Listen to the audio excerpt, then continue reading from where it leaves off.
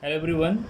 In this video, we are going to discuss a very important, you can say, the part of Fourier transform, which is finding the Fourier transform of a signal, which is signum function. Okay, so it is generally asked in your examination to find the Fourier transform of signum function. This is very important because in this particular topic we are going to learn many concepts. Okay, so here x of t is signum of sgn, so this is called as signum of t. It's a signum function. So let us see what exactly first the signum function is.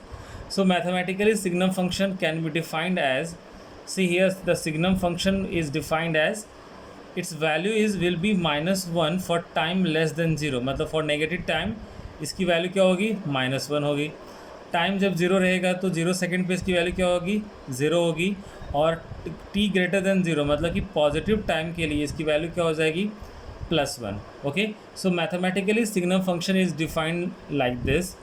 Graphically the same mathematical relation can be plotted here.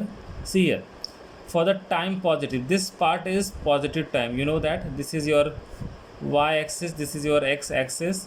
On the right hand side of the x axis we have positive, on the left side we have negatives. This is minus t time, means negative time is plotted on the this left side of the axis, and the positive times are on the right side of this axis. Okay, likewise अगर आप amplitude की बात करें तो Y axis पे ये वाला जो पार्ट है, this is your positive and this part is your negative. Okay, so let us see how to plot this signum function. So अब जैसा कि यहाँ पर डिफाइन किया गया है कि for T less than zero, मतलब फॉर नेगेटिव टाइम इसकी वैल्यू क्या है, कॉन्स्टेंट, ये -1 पे constant. So this is -1. So this says that it says that this is -1 for all the negative times, then its value is 0 at t equals to 0, and once again it is 1 plus 1 for the positive time, यानी कि for time positive this is 1 throughout the all positive time from 0 to infinity, you can say. Okay, so like from this mathematically relation we have plotted this graph. So I hope the signum function definition is clear now. Now actually in this particular part we need to find the Fourier transform, and we know that कि अगर हमें Fourier transform का formula use करना है तो सबसे पहला condition देखो क्या होता है.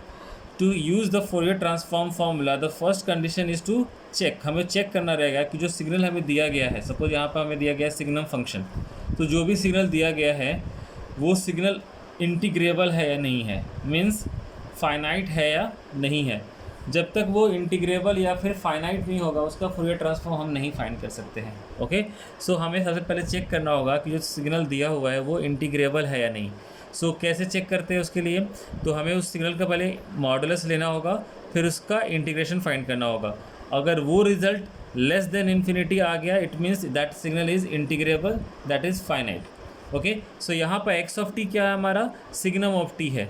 तो मैंने क्या किया, चेक करने के लिए इस रिलेशन में सिग्नम t put कर दिया at the place of x of t. Okay, now let us see the graph of this signum. As you know this is a graph, +1 and -1 for the signum t. अगर इसका modulus लोगे तो modulus क्या करता है, negative को भी positive करता है, मतलब पॉजिटिव तो पॉजिटिव रहेगा ही रहेगा, the negative part will also become positive. So this is your graph of modulus of signum of t. Now what is the meaning of integration. Integration का मतलब होता है एरिया अंडर द कर्व. आपके पास अभी ये curve है, okay, this is a graph, इसके नीचे क्या है area, what is the area under this curve, this is your +t to -t, यानी कि प्लस इन्फिनिटी से लेकर माइनस इन्फिनिटी तक आपका टाइम एक्सिस है, और आपका ये सिग्नल पूरे माइनस इन्फिनाइट से प्लस इन्फिनाइट के लिए डिफाइंड है. ओके, तो मुझे बताओ अगर मुझे इसके नीचे का एरिया फाइंड करना रहेगा, which is actually the meaning of integration. Integration का मतलब ये होता है कि उस curve what is the area under the curve calculate करना है, तो हम उसको by the help of integration में फाइंड कर सकते हैं. नाउ जस्ट सी हियर कि अगर मुझे इसका इंटीग्रेशन फाइंड करने रहेगा, आई मीन एरिया फाइंड करना रहेगा इस कर्व के नीचे का, तो क्या होगा, आपको पता है कि एरिया फाइंड करने के लिए मुझे लेंथ और ब्रेड्थ यानी कि 2 साइड्स लगते हैं. ओके, तो यहाँ पे सपोज़ ये आपका हाइट हो गया, मान लो मैंने इसको बोला हाइट है अपना 1, बिकॉज ये +1 पे ही है, और ये इसका जो लेंथ है वो कितना है, बट ऑब्वियसली लेंथ यहाँ पर इन्फिनिटी है, बिकॉज ये जो आपका ग्राफ है वो -∞ से आ रहा है और +∞ तक जा रहा है, यानी कि इसका लेंथ पूरा का पूरा इन्फिनिटी है। सो बट ऑब्वियस है कि यहाँ पे एरिया क्या आ जाएगा, आपको इन्फिनिटी आएगा। इन्फिनिटी का मतलब क्या हो गया, this is not less than infinity, it is equal to infinity. So this signum function is not integrable. So इसका फूरियर ट्रांसफॉर्म फाइंड करना is not feasible, okay, it's like impossible. लेकिन we have some indirect approach to calculate the Fourier transform of such non-integrable signal। तो हम लोग इस signum function में क्या apply करने जा रहे हैं, हम लोग डायरेक्टली फार्मूला यूज़ ना करके एक इनडायरेक्ट मेथड से कैलकुलेट करेंगे सिग्नम फंक्शन का Fourier transform. So let us see what that indirect approach is. See signum function को पहले हम किसी दूसरे फंक्शन के टर्म्स में एक्सप्रेस करेंगे।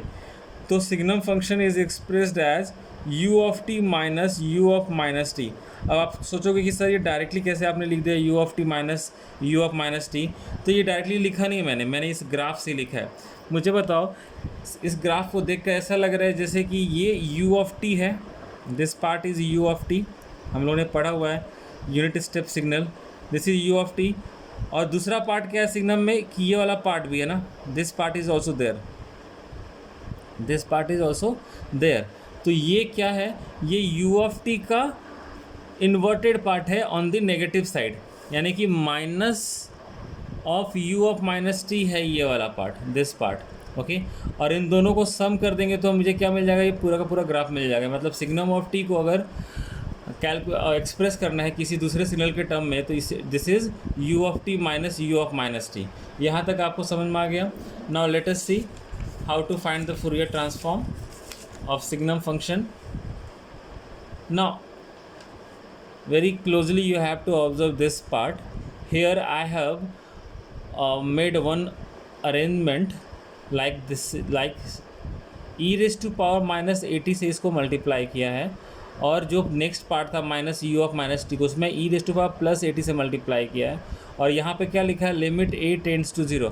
मतलब अगर आप इसमें a की वैल्यू की जब 0 पुट करोगे तो ये क्या हो जाएगा, e रेस्ट टू पावर 0 क्या होगा, ये 1 हो जाएगा, और फिर से ये भी 1 हो जाएगा। यानी कि हम लोगों ने क्या किया है, पिछले वाले इक्वेशन को ही एक दूसरे फॉर्म में फिर से रिप्रेजेंट किया है, okay, by putting the limit a tends to 0। मतलब इस पे ज़्यादा by doing this arrangement we are not going to change the main signum function, okay। So I have expressed this because earlier what I have wrote, पहले क्या लिखा था मैंने signum of T को, it is like u of t minus u of minus T. फिर इसको ही मैंने ये लिमिट a टेंस, अगर मान लो आप इसमें मल्टीप्लाई करो e raised to power minus 80 से, फिर यहाँ पे मल्टीप्लाई करो e प्लस 80 से, तो इस पे अगर मैं लिमिट अगर ना लगाऊं तो ये दूसरा से हो जाएगा signal, this is different, this is different. But by mentioning here limit a tends to 0, ये एक्चुअली यही है। क्यों, आप चेक कर सकते हो, a की वैल्यू 0 पुट करो तो ये 1 हो जाएगा, और ये वाला पार्ट भी 1 हो जाएगा। So it will be like u of t minus u of minus t, so one and the same. Now as we know that कि u ऑफ टी का फूरियर ट्रांसफॉर्म 1/j ओमेगा होता है, और अगर आप u ऑफ टी में e raised to power minus 80 से multiply करोगे तो इसका इम्पैक्ट क्या होगा, तो आपका j ओमेगा में a प्लस j ओमेगा हो जाएगा। This is the result that you have to remember, okay. This are the very important result. u of t का फूरियर ट्रांसफॉर्म क्या होता है, 1/j ओमेगा होता है। अगर आप मल्टीप्लाई कर दो इससे तो इसका क्या होगा, 1/a प्लस j ओमेगा हो जाएगा। लाइक वाइज अगर आपने u ऑफ माइनस टी से मल्टीप्लाई किया e raised to power plus 80 को, तो ये 1/a माइनस j ओमेगा हो जाएगा, okay. So now let us apply Fourier transform to this equation number 1। So Fourier transform of LHS, that is Fourier transform of signum of t, and then Fourier transform of this each part, यानी इसका Fourier transform और इसका Fourier transform, okay. Already हम लोगों ने यहाँ पे देखा कि फूरियर ट्रांसफॉर्म इसका क्या होगा, 1/a प्लस j ओमेगा होगा, इसका क्या होगा 1/a माइनस j ओमेगा। तो डायरेक्टली मैंने यहाँ पे प्लेस कर दिया इसके रिज़ल्ट को। फिर उसके बाद इसको सिंप्लीफाई कर लेंगे तो this will be here a minus J omega, this will be here minus a plus J omega. इसको ब्रैकेट ओपन करोगे तो minus a plus A cancel, minus J omega minus 2 J omega हो जाएगा। This is minus 2 J omega upon a square minus J square क्या होता है, what is J square, it is -1। सो ये minus और ये माइनस प्लस हो गया, so it becomes a square plus omega square. And lastly इस लिमिट को हम सॉल्व कर लेंगे, a की वैल्यू को 0 पुट कर देंगे। तो यहाँ पे न्यूमरेटर में a नहीं है, so this is -2 J omega. Denominator में a है तो यहाँ पे 0 पुट करो तो ये वाला पार्ट 0 हो जाएगा, सिर्फ क्या बचेगा, ओमेगा स्क्वायर। सो इसको सिंप्लीफाई अगर करते हो तो यू विल गेट व्हाट, -2 जे ओपर ओमेगा। फिर फर्दर क्या करना है आपको, न्यूमरेटर एंड डिनोमिनेटर दोनों को j से मल्टीप्लाई करना है। मतलब यहाँ पे मैंने डायरेक्टली लिखा है, आपको दिखाता हूँ लिख कर यहाँ पर, 2j अपन ओमेगा को j अपॉन j से मल्टीप्लाई करो। ओके, तो j इंटू जे क्या हो जाएगा, -2j square upon j omega. And what is the value of j square, -1। तो -1 और -2 will become +2 and this is j omega. So finally the signum का Fourier transform क्या हो गया, 2 अपॉन j ओमेगा। और u ऑफ टी का Fourier transform क्या होता है, 1 अपॉन j ओमेगा। तो याद करो u ऑफ टी का होगा 1 अपॉन j ओमेगा और सिग्नम का होगा 2 upon j omega. Okay, so generally signum है कैसा, तो सिग्नम 2 u ऑफ टी का सम है। तो एक u ऑफ टी का 1 अपॉन j ओमेगा है तो सिग्नम का क्या हो जाएगा, 2 अपॉन j ओमेगा। ये जस्ट मैंने याद करने के लिए ऐसा एक रिलेशन डेवलप किया है। Otherwise you might have understood the method to find the Fourier transform of signum function। Okay, तो हम लोगों ने यहाँ पर देखा कि सिग्नम फंक्शन को पहले रिप्रेजेंट कैसे करते हैं, फिर उसके बाद ये चेक किया कि अगर Fourier ट्रांसफॉर्म का फॉर्मूला यूज़ कर सकते हैं या नहीं कर सकते हैं। तो इसको यूज़ करने से पहले हम लोगों ने ये चेक किया कि जो हमारा सिग्नम फंक्शन दिया हुआ है वो फाइनाइट होगा कि नहीं होगा, वो इंटीग्रेबल होगा या नहीं होगा। तो ये ऑब्जर्व हुआ यहाँ पर कि ये वो इंटीग्रेशन इसका पॉसिबल नहीं है। So that's why we took an indirect approach where signum of t is expressed as u of t minus u of minus t, and then we again make one simple arrangement of this where we put the limit multiplied with e raised to power minus at, e raised to power plus at, and then we obtain the Fourier transform of u of t, then this, and directly we use the relation here of these two results here, and then simplified it, and we got the result, and that result is 2 upon j omega. So in this way we obtained the signum function's Fourier transform. Okay, thank you everyone.